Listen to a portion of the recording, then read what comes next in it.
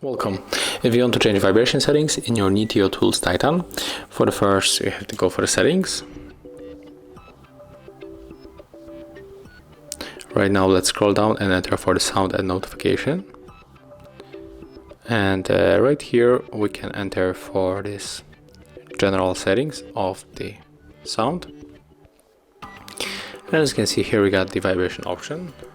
There's the vibrate for incoming calls, so we can adjust it with the switcher, and also we got here the vibrate on the touch function.